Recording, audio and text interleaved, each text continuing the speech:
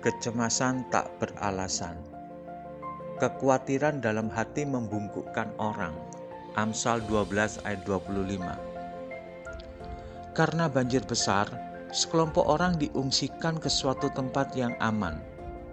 Melihat persediaan makanan yang menipis, mereka menimbang-nimbang untuk mencoba menyantap beberapa kaleng biskuit yang sudah kadaluarsa. Karena khawatir keracunan, mereka mencobakannya terlebih dahulu kepada seekor anjing hitam yang kebetulan lewat di depan mereka.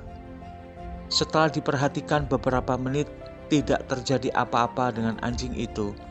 Mereka pun tanpa ragu menyantap biskuit tersebut.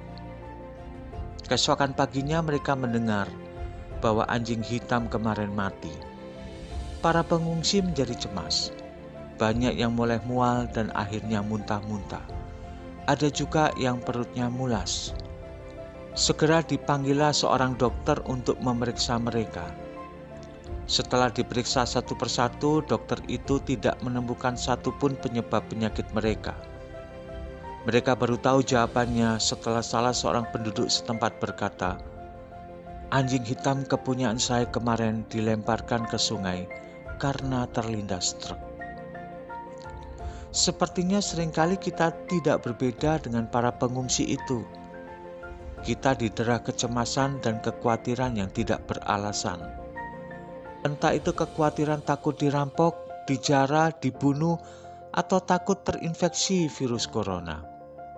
Memang kita hidup di negara dengan tingkat kriminalitas yang cukup tinggi, apalagi di era pandemi ini. Tapi benarkah bila ketakutan dan kecemasan menguasai hidup kita? Haruskah kita diliputi kecemasan karena kondisi ekonomi yang tidak menentu akibat pandemi yang belum berakhir ini? Cobalah lihat hidup kita sendiri. Analisalah mengapa kita begitu mudah cemas, takut, dan khawatir.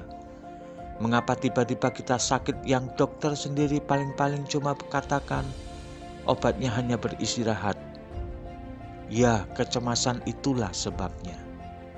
Kalau kita adalah orang sakti yang dapat mengetahui masa depan hidup kita dengan pasti, dan kita tahu bahwa malapetaka akan menimpa kita patut cemas.